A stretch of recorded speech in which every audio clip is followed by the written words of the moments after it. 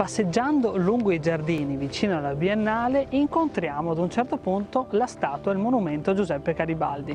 Oltre alla figura di Giuseppe Garibaldi c'è il Leone di San Marco, ma sul retro c'è un'altra figura decisamente enigmatica, è Giuseppe Zolli.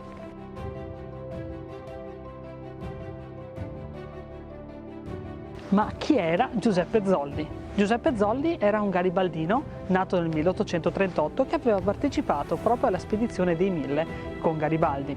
Aveva giurato che una volta morto avrebbe sempre vegliato sul condottiero. Così la gente della zona, dicendo di vedere il suo fantasma aggirarsi per questi giardini, ha deciso di porre una sua statua proprio sotto quella di Garibaldi.